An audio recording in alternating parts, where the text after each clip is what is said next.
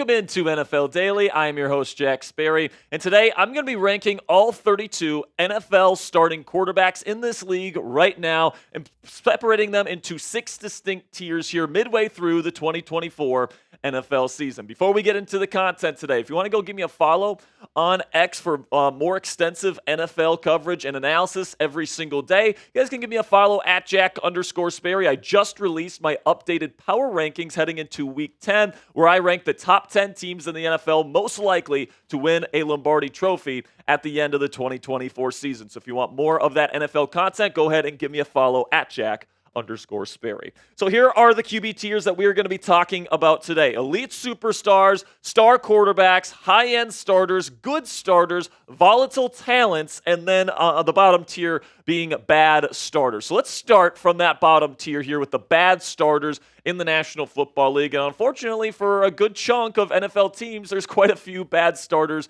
floating around the league right now. So let's start with Carolina Panthers starting quarterback Bryce Young. Now, good for Bryce. He had a game-winning drive last week against the Saints, but we know that the Saints are a joke as well, right? So Young is somebody that is small, so he can't see over the middle of the field too well. The decision-making hasn't been as good as I would have liked it to be coming out of Alabama. Same thing with the playmaking. He's got a relatively weak arm for an NFL quarterback. So right now, I think that Bryce Young still has the talent technically to turn it around, but Carolina just doesn't have the infrastructure around him to make it worse, and it's definitely not looking good for him on the film or in the box score. Then we get to Will Levis, another young quarterback who could still technically turn it around. He's got the talent to do so. He's got incredible arm talent, really clean fluid mechanics, and a really quick release.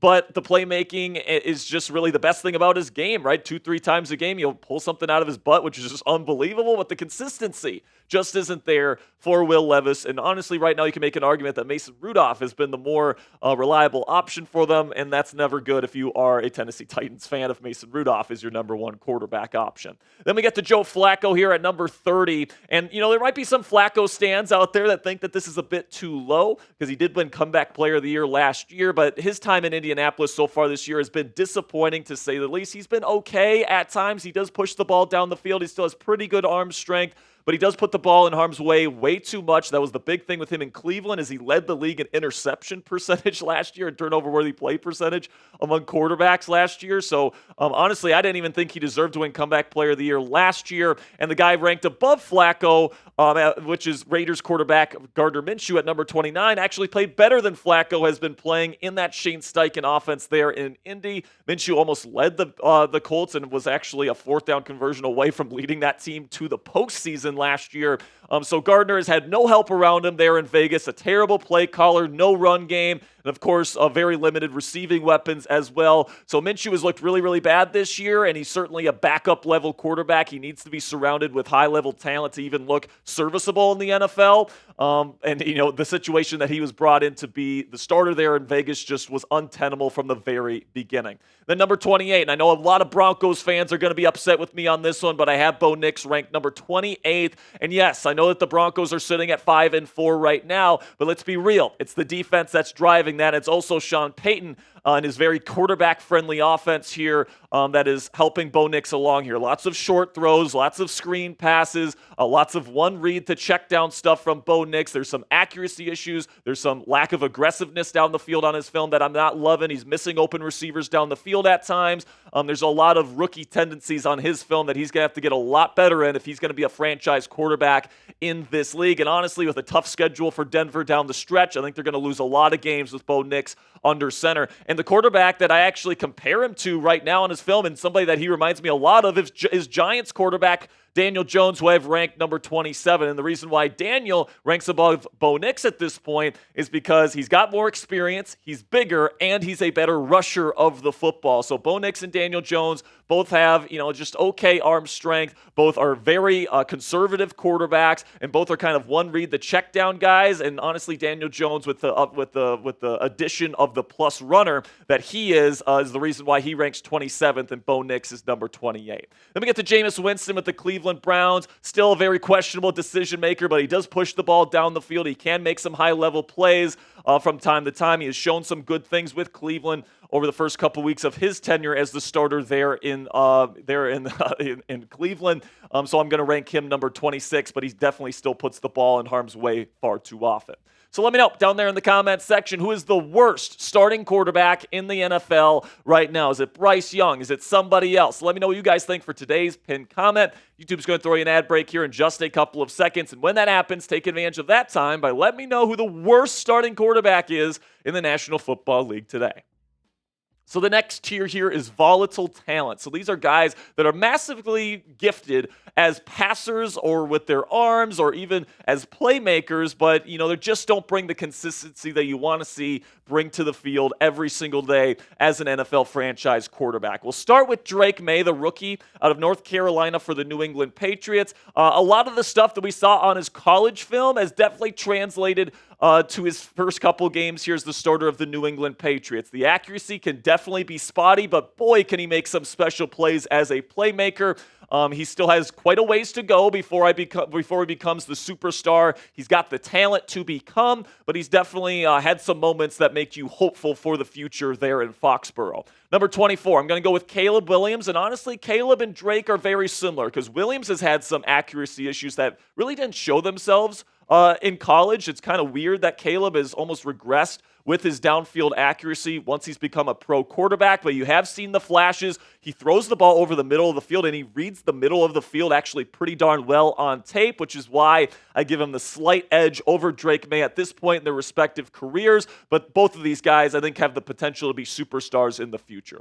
Number 23, Trevor Lawrence. It's been a disappointing season for T-Law after Jacksonville spent all that money on him this offseason. He's getting paid like a top 10 franchise-level quarterback. This was supposed to be the year that he really took that next step as somebody that could carry an offense, and that just simply hasn't been the case. He's got a strong arm, but man, he puts the ball in harm's way a lot. And the decision-making is definitely very questionable on the part of Trevor Lawrence, and it has been throughout his NFL career. So at this point, with as long as he's been in the league, you have to wonder just how good Trevor Lawrence can actually be as an NFL starter. Number 22, I'm going to go with Sam Darnold, where, he's very similar to Trevor Lawrence, where he's still putting the ball in harm's way at times, but man, he's got some really nice arm talent. He pushes the ball down the field. His connection with Justin Jefferson is actually really, really nice, which is why the Minnesota Vikings offense has been as successful as it has been with Darnold under center. But like I said, man, you take him out of that Kevin O'Connell scheme with Justin Jefferson, take away some of the things that he's benefited from this year,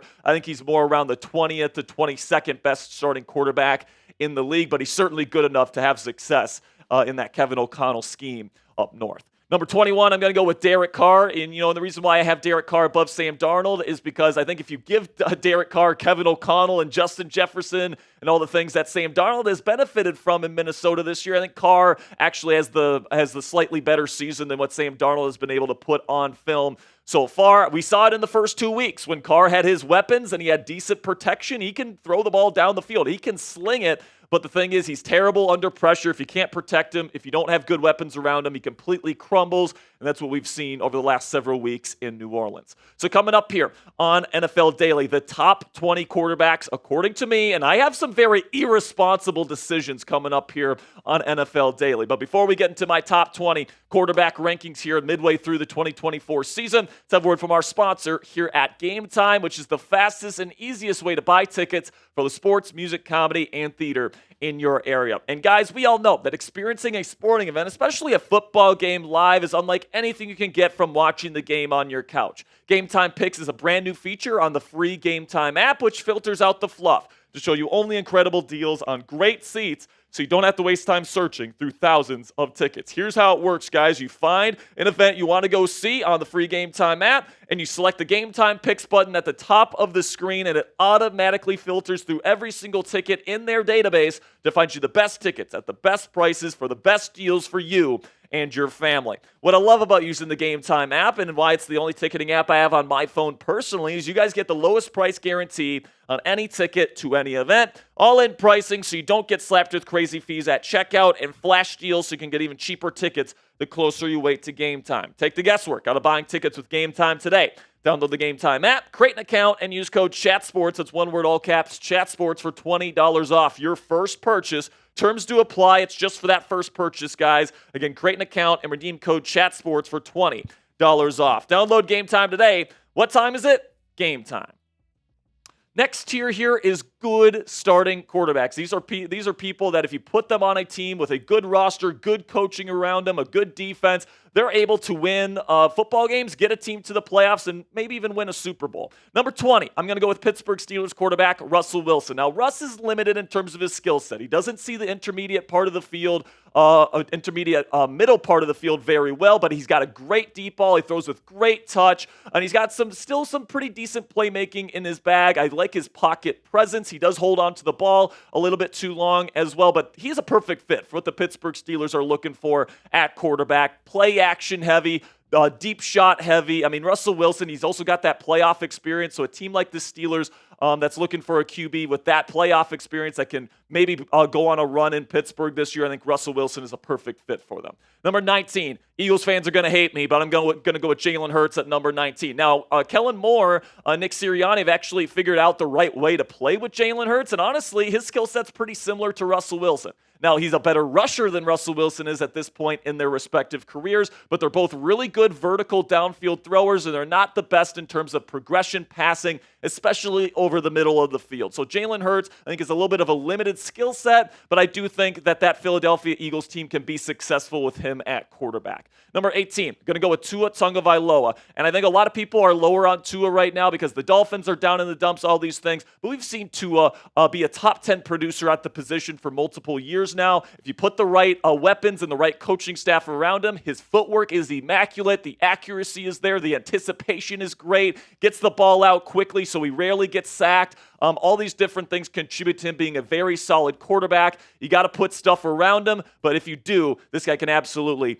be a good QB in this league. Number 17, I'm going to go with Geno Smith. Now, Geno is a little bit volatile, in his skill set. He does make some bad decisions at times, but he elevates that Seahawks offense from time to time with his arm talent. He makes some throws on tape where it's just like, wow, how did he fit that into that window? He's got an excellent arm that can fit into tight windows, and I think that his pocket presence is underrated as well, so I'll go with Geno Smith at number 17.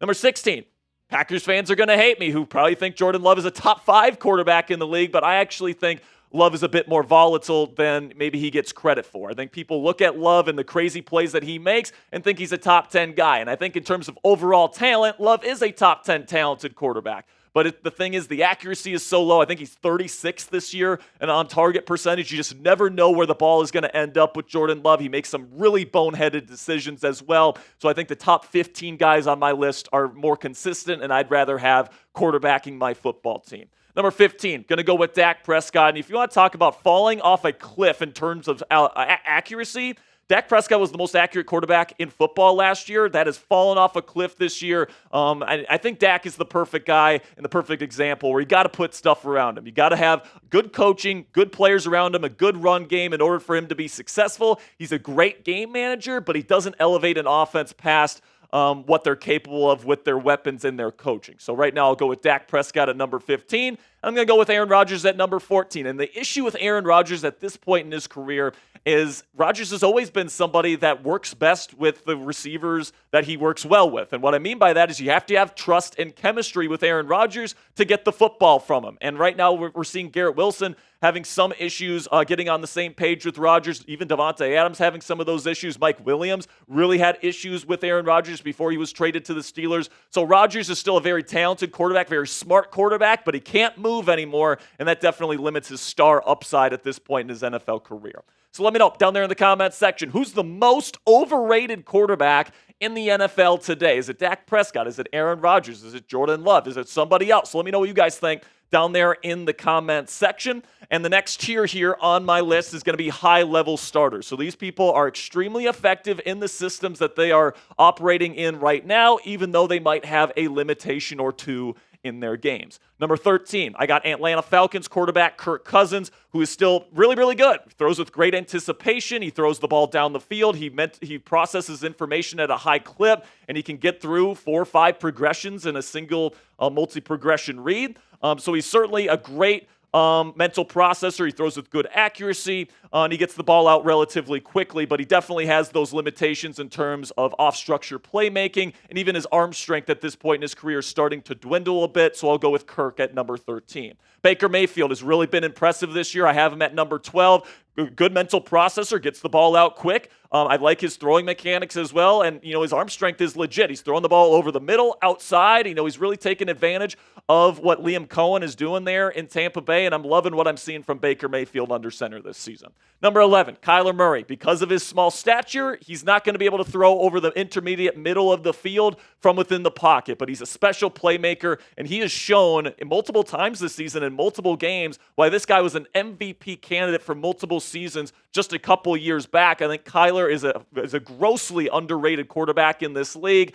And I think that he deserves to be in the top 11 on anyone's list. Number 10, I'm going to have Jared Goff here. And I know that Lions fans and maybe just a lot of NFL fans in general are going to hate me for putting Goff this low on my list. Now, I like Jared Goff a lot, or he's a really, really good quarterback, and he's great in that system. He can read the middle of the field just about as good as anybody in the game. But there's other guys in this league that I have above Jared Goff that are just better in terms of the off-schedule playmaking that can carry an offense a little bit more than Jared Goff could. Goff is perfect for Detroit because they've got great offensive line, great weapons, and great coaching around him. But I do think if you put Goff in a worse situation, he's not going to look nearly as good as he has this year in Detroit. So the next tier here, these are the star quarterbacks. These are the people that can really elevate a team, in my opinion, and really have a complete skill set to be that star quarterback that makes them to be deserve to be in this top 10 grouping. So number 9, I got Brock Purdy. Okay, and I think what Brock Purdy gets underrated with the most is that people just think that he's going back there and he's throwing the wide open receivers from a clean pocket. This year it has not been the case, all right? It just hasn't been that case. And honestly, he's been great off structure, and he always has been. There's a reason why this San Francisco offense went from like 23 points a game with Jimmy Garoppolo and everybody else that's quarterback this team to like 31 with Brock Purdy. This guy has been a game changer because Kyle Shanahan is a brilliant offensive mind. He's going to be right 90% of the time, but in the 10% of plays where Kyle Shanahan gets beat, Brock Purdy has the off-structure playmaking ability to make him right. Patrick Mahomes is the same thing with Andy Reid in Kansas City. Now, obviously, Mahomes has more physical talent than Brock Purdy, which is why Purdy's 9th, and Mahomes is much higher on this list. But Purdy is definitely a star quarterback, in my opinion, and he deserves to get paid this offseason. Number 8, Justin Herbert. And you want to talk about elevating a team? Greg Roman is one of, if not the worst, pass game coordinators in the league, and Herbert is still playing good football. His mental processing has really grown since entering the league, and his arm talent is absolutely unmatched. Justin Herbert is absolutely a star quarterback in this league. Number 7, C.J. Stroud. Now, Stroud has had to deal with a really, really bad offensive line this year. Injuries at wide receiver. Hopefully, Nico Collins gets back soon, but the mental processing is there. The anticipation is there. The arm talent is certainly there. I love the pocket presence that C.J. has shown this year as well. He's got a very bright future in this league as well. Then this is the irresponsible take here, Producer Coop. Jaden Daniels, the rookie quarterback for the Washington Commanders, I have at number 6, okay? And the reason why I have Jaden up this high, this early in his NFL career is because I have been absolutely dumbfounded with how complete of a player this guy is so early in his NFL career. Not only is he a great pocket passer with immaculate footwork, immaculate, smooth throwing mechanics, which leads to accuracy, which leads to great touch, which leads to all the good things that we've seen from him. Plus, he's a great mental processor over the middle of the field, too. But he's got all the off-structure stuff that makes superstar quarterbacks superstars, right? The great rushing ability, the ability to throw on the run with accuracy and precision. There might not be a more complete skill set for any quarterback in the league than Jaden Daniels because he's an elite rusher of the football, and then he's great within structure as well. So I think Washington has got a keeper here, and honestly, he's the best rookie quarterback I have ever seen through the first 9 games of his NFL career. So now the final tier here. These are the established elite superstars. These are the best of the best, the top 5 quarterbacks in the National Football League based on my film study and based on everything else that I've been able to gather. Number 5, I'm going to go with Lamar Jackson. And by the way, I think 5 through 3 is debatable, okay? But the reason why I have Lamar number 5 instead of 4 or 3 is because of the playoff resume, all right? He's lost a lot of games that he probably should have won in the postseason. So some of these other guys, they have more established playoff records. I trust them more in that kind of big-time situation, but there's no denying Lamar Jackson's talent as a two-time MVP of this league. Number 4, I'm going to go with Joe Burrow. And Joe Cool, man, in the postseason, there's pretty much nobody else in this league I would rather have in a tight pinch in the fourth quarter in a playoff game, man. This guy is so good at deciphering a defense, knowing what they're doing, staying cool in the clutch, and then throwing accurate footballs to every single level of the field. Plus, he's an underrated playmaker out of structure as well, with some of the best pocket presence I've ever seen.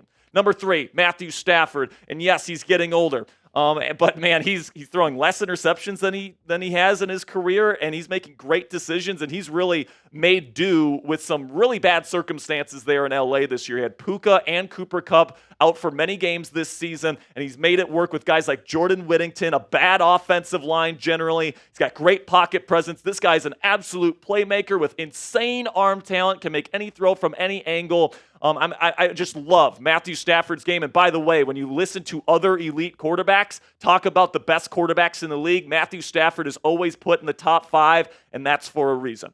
Number 2, Josh Allen. I think that Josh is doing a fantastic job this year protecting the football. That's something that he has not done throughout his career. He's doing it this season. He provides that rushing upside that we know that he brings, and then he's also got incredible arm talent. He's making it work this year in Buffalo. I think Buffalo is definitely a team to be watching out for as a potential team to knock off the Chiefs in the postseason. This might just be the year in Buffalo. But you got to go with Patrick Mahomes, the established record, the ability to make big-time plays in the fourth quarter. Now, Mahomes isn't actually having the best statistical year this year, but I think, just based on his track record, you have to put him here because every single time a big play needs to be made for that Chiefs team, not only this year, but in years past, and especially in the postseason, Mahomes is going to deliver that big moment. So I just think it would be malpractice to put anybody other than Mahomes number 1 on your QB rankings at this point. So shout out your guy down there in the comments section. Who is the best quarterback in the NFL right now? I'm expecting to see a lot of Mahomeses down there, but if you disagree with Mahomes and you think it's somebody else, let me know what you guys think down there in the comments section. My name is Jack Sperry. I'm an NFL analyst here at Chat Sports. Guys, if you want more content from me, you guys can go follow me at Jack_Sperry on Twitter, or you guys can click that subscribe button here on NFL Daily for free and informative NFL content from us here at Chat Sports every single day.